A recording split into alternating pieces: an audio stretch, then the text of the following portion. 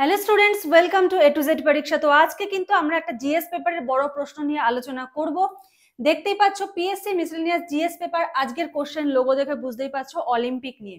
কোশ্চেনটা কি আছে দেখো, how has India performed at the Olympics and what strategic reforms can be implemented to enhance it's future success on the global stage. ঠিক আছে, তো এই অলিম্পিক নিয়ে কিন্তু আজকে আমরা ক্লাসটা করব, কিছু পয়েন্ট ডিসকাস করব, কোন কোন পয়েন্টগুলো লিখলে তোমাদের ভালো হয়। তো চলো দেরি না করে ক্লাসটা স্টার্ট করি। প্রথমে আমরা দেখব ভূমিকাতে আমরা কি লিখতে পারি। দেখো কি বলেছে, ভারতীয় ক্রীড়া performance Paris Olympic 2024। Paris Olympic 2024-এ ভারত পদক তালিকায় 71তম স্থান লাভ করেছে, যেখানে টোকিও 2020-তে 48তম স্থান প্রাপ্তি ঘটেছিল। মানে কতটা পজিশন পিছিয়ে গেছে, যা একটি অবনতিকে নির্দেশ করে। স্বাভাবিক ব্যাপার, কোথায় 48 কোথায় 71। 6টি পদক পেয়েছে, একটি রূপো 5টি ব্রোঞ্জ জিতলেও বেশ কয়েকটি সুযোগ হাতছাড়া হয়েছে, যা ভারতের ক্রীড়া ভবিষ্যৎ নিয়ে আলোচনার জন্ম দিচ্ছে, যে ক্রীড়ার দিকে কিন্তু ফোকাস করাটা কিন্তু দরকার। আচ্ছা, আমরা এবার একটু চার্টটা দেখে নেব কি কি পেয়েছে। দেখো, ভারতীয় পদক বিজয়ী প্যারিস অলিম্পিক, মানু ভাকের ব্রোঞ্জ পেয়েছে মহিলাদের 10 মিটার এয়ার পিস্তল। মানু ভাকের আর হলো সরবজিৎ সিং ব্রোঞ্জ পেয়েছে 10 metre air pistol mixed team. Swapnil Kusale bronze পুরুষদের 50 মিটার রাইফেল 3 পজিশন। ভারতীয় হকি দল ব্রোঞ্জ পেয়েছে পুরুষদের হকি টিম।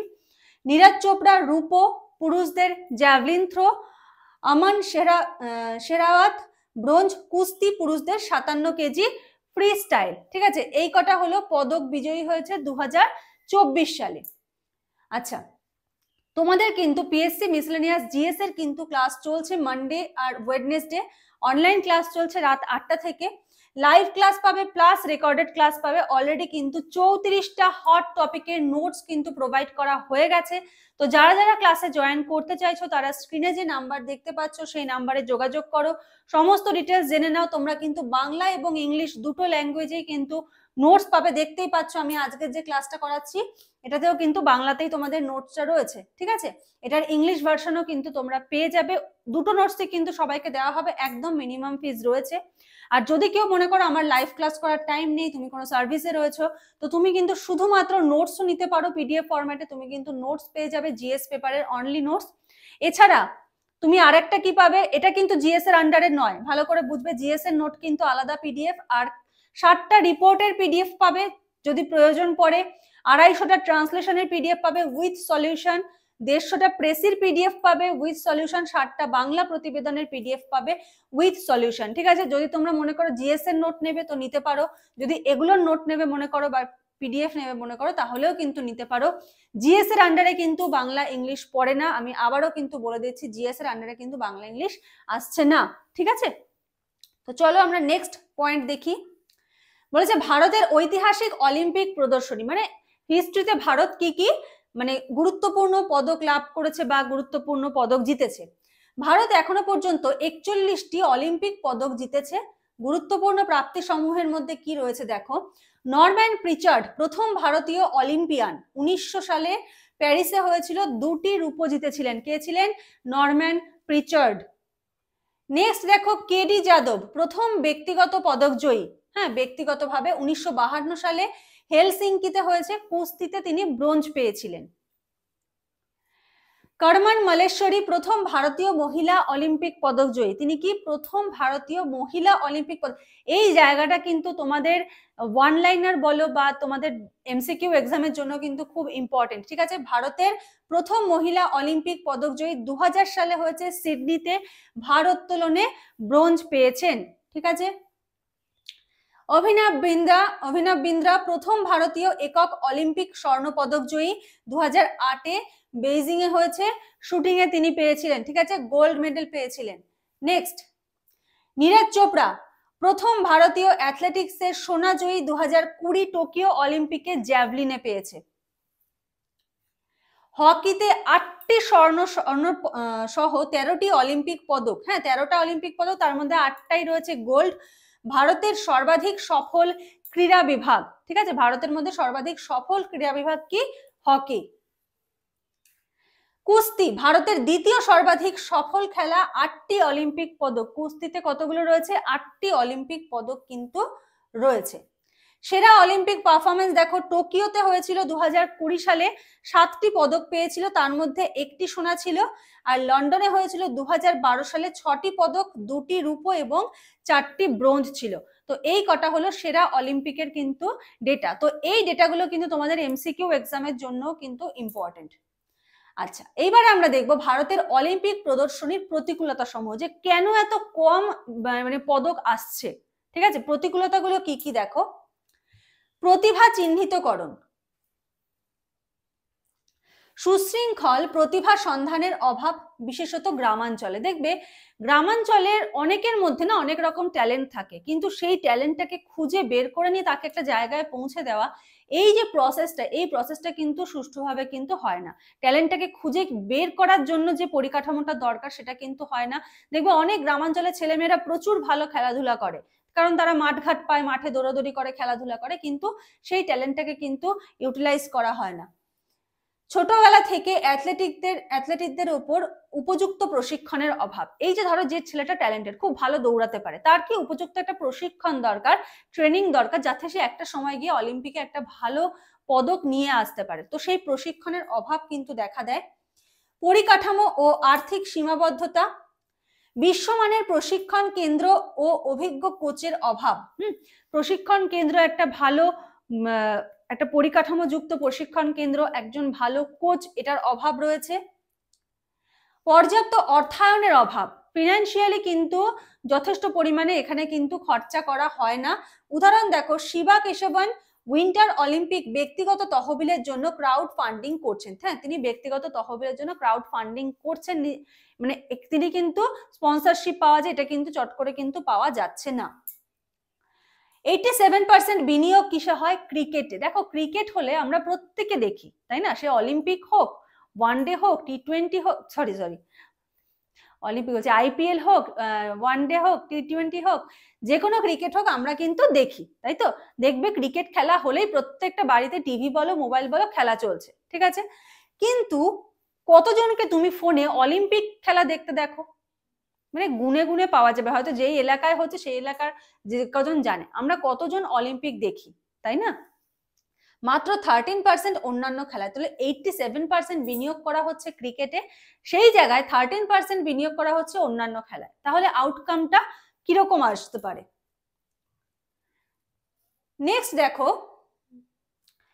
ক্রীড়া সংস্কৃতির অভাব এবং ক্রিকেটের আধিপত্য। ক্রিকেটের প্রতি মাত্রাতিরিক্ত গুরুত্ব অলিম্পিক খেলাগুলোর উন্নয়নে বাধা সৃষ্টি করে। স্বাভাবিকভাবে ক্রিকেটের প্রতি এত সবাই ফোকাস, অলিম্পিকের দিকে নজর দেওয়ার কারোর টাইমই হয় না। আচ্ছা, নেক্সট দেখো, সামাজিকভাবে খেলাধুলাকে শিক্ষার চেয়ে কম গুরুত্ব দেওয়া। হ্যাঁ, আমরা শিক্ষার চেয়ে খেলাধুলাকে খুবই কম গুরুত্ব দিই। মানে স্কুলে খেলার ক্লাস কটা থাকে? একটা, সপ্তাহে একদিন হয়তো থাকে পিটি ক্লাস বা খেলার ক্লাস। হ্যাঁ, আমি যখন স্কুলে পড়তাম, আমাদের স্কুলে সপ্তাহে একদিন খেলার ক্লাস ছিল, খোখো খেলানো হতো, ঠিক আছে? খোখো খেলতাম আমরা, বা এমনি ধরো নিজেরা খেলতাম। তো ম্যাডাম খোখো খেলাতেন আর কি। তো সেটা সপ্তাহে একদিন ছিল। তাহলে সপ্তাহে একদিন করে খেললে কি করে একটা স্টুডেন্ট বলো সে খেলাধুলার প্রতি কিভাবে মনোযোগী হবে, বা খেলাধুলাটা কিভাবে শিখবে, বা খেলাটাকে কেন গুরুত্ব দেবে যদি সেটার কোনো মূল্যায়ন না থাকে? যদি হতো যে না, সেটার মার্কসের ভ্যালু রয়েছে, মাধ্যমিকে গিয়ে তোমার সেটার উপরে একটা এক্সাম হবে, এইচএসে গিয়ে খেলাধুলার উপর একটা এক্সাম হবে, তখন সেটাকে মানুষ গুরুত্ব দিত, তাই না? তো শিক্ষাটাকে যেভাবে প্রায়োরিটি দেওয়া হয়, খেলাধুলাকে কিন্তু সেভাবে কিন্তু প্রায়োরিটি দেওয়া হয় না। জাতিগত ও আঞ্চলিক পক্ষপাতের মনোভাব অংশগ্রহণে বাধা সৃষ্টি করে। জাতিগত একটা পক্ষপাত দেখা যায়, আঞ্চলিক একটা পক্ষপাত, মানে এই জায়গার ও ওই জায়গার, হ্যাঁ ও ছোট শহর থেকে এসছে, হ্যাঁ, এগুলো একটা দেখা যায় যা অংশগ্রহণে বাধা সৃষ্টি করে। অপর্যাপ্ত ক্রীড়া নীতি ও দুর্বল শাসন ব্যবস্থা। টুকরো টুকরো নীতি ও দীর্ঘমেয়াদী পরিকল্পনার অভাব, যে একদম বুনিয়াদী স্তর থেকে একটা প্লেয়ারকে সিলেকশন করা, কিছু জনকে তাদের মধ্যে থেকে আবার সিলেকশন করা, সেখান থেকে তাদেরকে প্রপার ভাবে ট্রেনিং দেওয়া, এই যে একটা পরিকল্পনা, এই পরিকল্পনাটার কিন্তু অভাব রয়েছে। ক্রীড়া প্রশাসনের দুর্নীতি এবং রাজনৈতিক হস্তক্ষেপ, এটা তোমরা দেখতে পাবে বা শুনতেও পাবে যে ক্রীড়া প্রশাসনে কিছু দুর্নীতি হচ্ছে। এ হয়তো বলছে যে টাকা দিলে তারপরে সিলেকশন হবে, ঠিক আছে? কোনো রাজনৈতিক হস্তক্ষেপ রয়েছে। হ্যাঁ, কোনো নেতা বলে দিল যে আমার এ রয়েছে, একে তুমি চান্স দিয়ে দাও, সে আদৌ হয়তো খেলতেই পারে না ঠিক করে, তাই না? তো এই ব্যাপারগুলো কিন্তু রয়েছে। উদাহরণ দেখো, ভারতীয় কুস্তি ফেডারেশনের সাম্প্রতিক বিতর্ক। হ্যাঁ, এটা কিন্তু একটা এক্সাম্পল।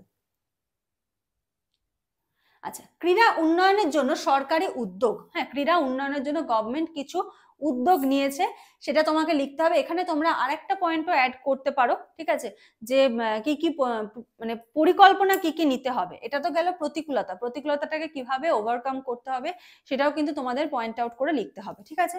তো প্রথমে দেখো সরকারি উদ্যোগ কি কি। খেলো ইন্ডিয়া বলেছে শিকড় স্তর পর্যায়ে, মানে একদম বুনিয়াদী স্তর থেকে খেলাধুলাকে প্রচার করা ও তরুণ প্রতিভা চিহ্নিত করার জন্য একটি জাতীয় উদ্যোগ। জাতীয় ক্রীড়া উন্নয়ন তহবিল, হ্যাঁ, NSDF, ক্রীড়াবিদদের প্রশিক্ষণ এবং আন্তর্জাতিক অভিজ্ঞতা অর্জনের জন্য আর্থিক সহায়তা প্রদান। ফিনান্সিয়ালি একটা জিনিস দরকার, একটা খেলতে গেলে তার খাওয়া দাওয়া, যে প্লেয়ার খেলছে তার খাওয়া দাওয়া দরকার, পুষ্টি মেনটেন করা দরকার, তার ট্রেনিং দরকার, তার জিম দরকার, সমস্ত কিছু দরকার, ইকুইপমেন্ট দরকার তার। তো এগুলোর জন্য কিন্তু কি দরকার, ফিনান্সিয়াল কিন্তু একটা তহবিল, হেল্প দরকার, ঠিক আছে। Sports authority of India SAI 1984 সালে জাতীয় ক্রীড়া অবকাঠামো গঠন এবং পরিচালনার জন্য এটা প্রতিষ্ঠিত হয়েছে। প্রধান প্রোগ্রাম সমূহ কি এটা দেখো, জাতীয় ক্রীড়া একাডেমি NSA, জাতীয় ক্রীড়া প্রতিভা প্রতিযোগিতা NSTC, বিশেষ অঞ্চল ক্রীড়া পরিকল্পনা, কাম অ্যান্ড প্লে প্রকল্প, এইগুলো কিন্তু সমস্তটাই রয়েছে। আচ্ছা, জাতীয় ক্রীড়া পুরস্কার, যে তুমি খেললে, ভালো খেললে তুমি একটা পুরস্কার পাবে, তাই তো। তাহলে তুমি কেন খেলবে, কারণ তোমার যদি কোনো রিওয়ার্ড না থাকে। তো দেখো, জাতীয় ক্রীড়া কৃতিত্বের স্বীকৃতি স্বরূপ বিভিন্ন পুরস্কার দেওয়া হয়, যেমন রাজীব গান্ধী খেলরত্ন, তোমরা অ্যাওয়ার্ডের নাম শুনে থাকবে, অর্জুন পুরস্কার, ধ্যানচাঁদ পুরস্কার, দ্রোণাচার্য পুরস্কার, ঠিক আছে। এই পুরস্কারগুলোর থেকে কিন্তু তোমাদের MCQ-তে কোশ্চেন আসে, ঠিক আছে। প্রতিবন্ধীদের জন্য ক্রীড়া ও গেম স্কিম 2009-10 সালে চালু করা হয়, যা প্রতিবন্ধী ক্রীড়াবিদদের জন্য বিশেষায়িত প্রশিক্ষণ সহায়তা প্রদান করে। এটা দেখা যায় যে প্রতিবন্ধীদের অলিম্পিক হয় আলাদা করে, হয়তো কারোর পা নেই, সে দেখা গেল সুইমিং এ নাম দিল, সে সুইমিং প্র্যাকটিস করছে, সুইমিং এ সে চ্যাম্পিয়ন হচ্ছে। তো এই ব্যাপারগুলো কিন্তু আছে, যারা প্রতিবন্ধী তারা কেন পিছিয়ে থাকবে, তাদের জন্য একটা ফিল্ড কিন্তু তৈরি করা হচ্ছে।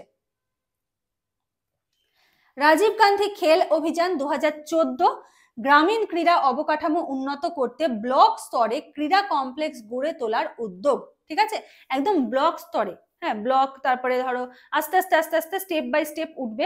তো একদম লো লেভেল থেকে, একদম লোয়ার লেভেল থেকে কিন্তু জিনিসগুলোকে, পরিকাঠামোটাকে উন্নত করতে হবে, তারপরে আস্তে আস্তে কিন্তু ডিস্ট্রিক্ট ওয়াইজ, স্টেট ওয়াইজ, তারপরে ধরো ন্যাশনাল, ইন্টারন্যাশনাল, এই ব্যাপারগুলো কিন্তু রয়েছে। আচ্ছা, তোমাদের হলো PSC মিসলেনিয়াস GS, যারা শোনোনি তারা শুনে নাও। GS এর অনলাইন ক্লাস চলছে সোমবার আর বুধবার রাত 8টা থেকে। তোমাদের কিন্তু বাংলা ইংলিশ দুটো ফরম্যাটেই কিন্তু নোটস প্রোভাইড করা হয়। আর ফেব্রুয়ারি মাসে কিন্তু ডিসকাউন্ট চলছে, তো যারা যারা জয়েন করতে চাইছো এই নাম্বারে যোগাযোগ করো। অলরেডি 34টা হট টপিক কিন্তু তোমাদের করানো হয়ে গেছে, আরো গুরুত্বপূর্ণ টপিকগুলো কিন্তু করানো হবে। লাইভ ক্লাস পাবে, প্লাস রেকর্ডেড ক্লাস পাবে। আর যদি কারো ক্লাস করার সময় না থাকে, ধরো তুমি সার্ভিসে রয়েছে বা তোমার ক্লাসের দরকার নেই, পড়া বোঝার দরকার নেই, তোমার শুধু নোট পেলেই তুমি একা একা পড়তে পারবে, এরকম যদি মনে করো, তাহলে কিন্তু তুমি অনলি নোটসও নিতে পারো। এক্ষেত্রে তুমি এক্সামটা দিতে পারবে না, অনলি নোটস নিতে পারো। এই নাম্বারে যোগাযোগ করে এখানে তুমি PDF পেয়ে যাবে। এছাড়া যদি কারোর বাংলা এবং ইংলিশ ডেসক্রিপটিভের PDF দরকার পড়ে, তারা কিন্তু এখান থেকে নিতে পারো। তোমাদের জন্য 60টা ইংলিশের PDF রয়েছে, 250টা ট্রান্সলেশনের PDF রয়েছে, তার মধ্যে তোমার সলিউশন রয়েছে, precis with solution with title কিন্তু রয়েছে 150টা, তোমরা প্র্যাকটিস করতে পারবে। 60টা বাংলা প্রতিবেদন রয়েছে। এই PDF গুলো যদি প্রয়োজন হয় তাহলেও তোমরা কিন্তু স্ক্রিনে দেওয়া নাম্বারে যোগাযোগ করতে পারো। আচ্ছা, চলো এবার দেখি যদি এই প্রশ্নটা পরীক্ষায় আসে আমরা কিভাবে এটা কনক্লুশন করতে পারি। দেখো, প্যারিস 2024 অলিম্পিক ভারতীয় ক্রীড়ার জন্য আত্মবিশ্লেষণের সুযোগ তৈরি করেছে। চ্যালেঞ্জগুলো থাকলেও শিখর স্তরে উন্নয়ন, অবকাঠামো, প্রশাসন ও অর্থায়নে কৌশলগত সংস্কার ভারতের অলিম্পিক পারফরমেন্সকে উল্লেখযোগ্যভাবে উন্নত করতে পারে। 2036 সালে অলিম্পিক আয়োজনের উপর এককভাবে মনোযোগ দেওয়ার পরিবর্তে লস অ্যাঞ্জেলেস 2028 অলিম্পিকের জন্য অ্যাথলেটিকদের সংখ্যা 3 গুণ বৃদ্ধি এবং পদক সম্ভাবনা উন্নত করার দিকে অগ্রাধিকার দেওয়া উচিত। ঠিক আছে। অন্যান্য দেশ যেমন ধরো মার্কিন যুক্তরাষ্ট্র বলো, চায়না বলো, এরা কি প্রচুর ক্যান্ডিডেট দিচ্ছে, ধরো 300-400 ক্যান্ডিডেটকে পাঠাচ্ছে, সেখানে কিন্তু ইন্ডিয়ার একদম কম, ধরো 180-170 এরকম পাঠালো। ঠিক আছে, এক্সাক্ট ডেটাগুলো আরেকটু ডিটেলস নোটে রয়েছে, তো ওটা ওই পার্টে রয়েছে আর কি, তো আমি তোমাদের মুখে বলে দিলাম। তো দেখো যদি ক্যান্ডিডেট বেশি যায় সেক্ষেত্রে পদক জয়ের সম্ভাবনাটা কিন্তু বাড়বে। হ্যাঁ, কারণ 200 জনের মধ্যে হতে পারে এমন কাউকে নেওয়া হয়নি বা ক্যান্ডিডেট চুজ করা হয়নি, সে হয়তো পদক জেতার ক্ষমতা রাখে। ঠিক আছে, তো সেই ব্যাপারটাতে কিন্তু ফোকাস করতে হবে, অগ্রাধিকার দেওয়া উচিত। ঠিক আছে, তো হলো আজকের ক্লাসটা। কেমন লাগলো প্রত্যেকে কমেন্ট সেকশনে জানিও, কোন টপিকের ওপর তোমরা ক্লাস চাইছো সেটাও কিন্তু জানিও। আর ক্লাস যদি ভালো লাগে লাইকস করে দিও, ফ্রেন্ডসদের মধ্যে শেয়ার করে দিও। আর যারা নতুন দেখছো অবশ্যই চ্যানেলটাকে সাবস্ক্রাইব করে নিও আরো নতুন নতুন ভিডিওর আপডেটস পাওয়ার জন্য। তো আজকের মতো ভিডিওটা এখানে শেষ করছি, নেক্সট ক্লাসে আবার কথা হবে, দেখা হবে। আজকের মতো এইটুকুই, থ্যাংক ইউ।